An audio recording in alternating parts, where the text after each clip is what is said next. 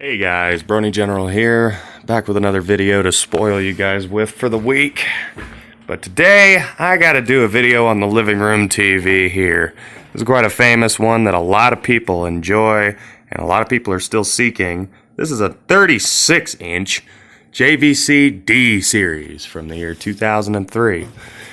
Now, I'm going to warn you before this video starts, you are not going to see the back sticker of this TV. You are not going to see the back inputs of this TV because I'm not moving this TV. I have no help to move it right now, and it's a 36-inch monster, so it's staying right where it's at. But to start it off, it's quite a nice looking set. Curved tube, stereo sound. It's got the front input here that still has the little door, and that should give you an idea of the condition of this TV. But it's got the front input there. All the buttons still in great shape, still working. Quite an intense set to watch movies on, play games on, whatever your fancy is to do with a TV. Comes with the original remote, and this is already quite a jewel in itself. My favorite feature of it is this button right here, which as you can see, it says light.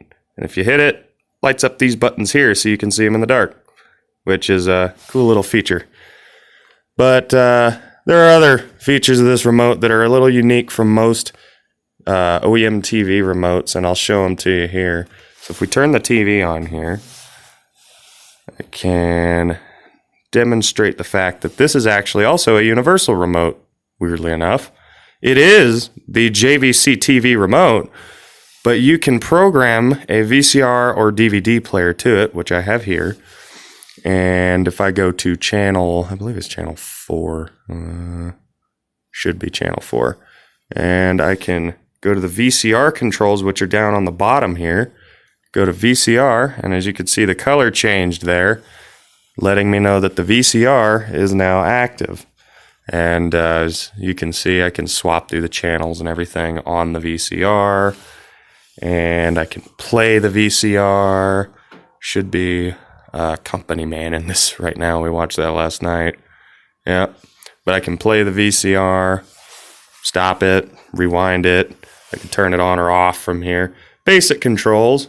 The only thing that you can't do to the VCR through this remote is there's no menu controls, which for a lot of VCRs would be a problem. Thankfully for this one, it's not. It actually has menu controls on the unit itself, which is a savior. But this TV is hooked up to the VCR. Typically, once again, it's hooked up to a Roku. I killed our Roku remote, so it's not currently hooked up to a Roku.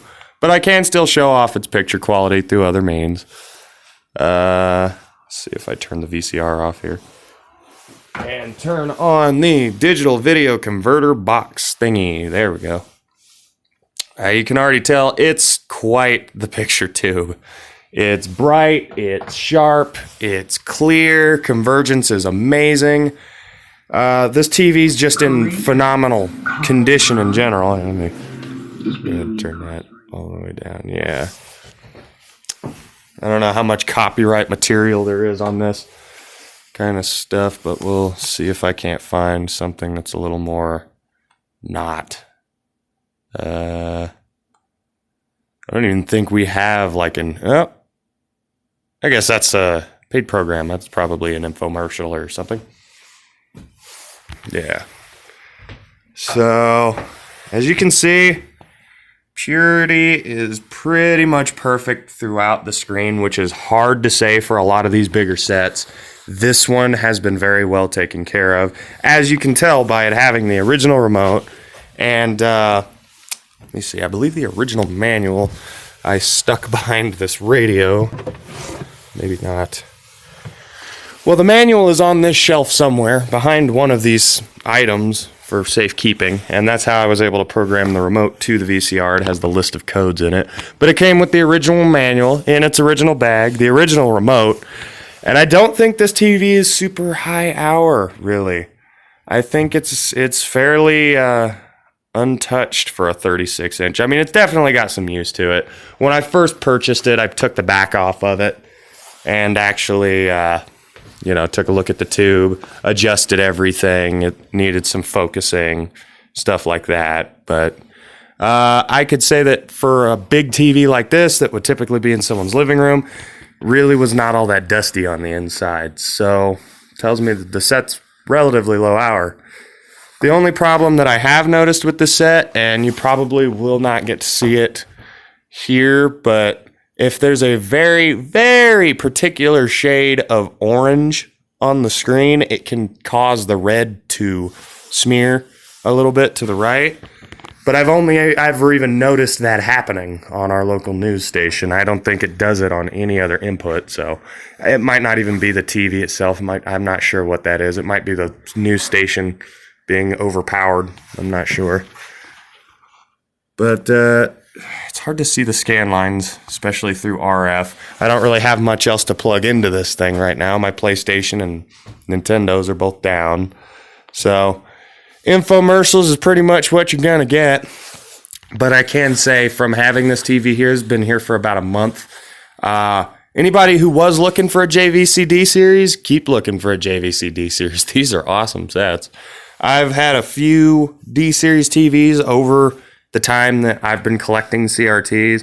The problem with most of them was that they're beat up, they're worn out, they're living room TVs. Most people really did use these to their end of life.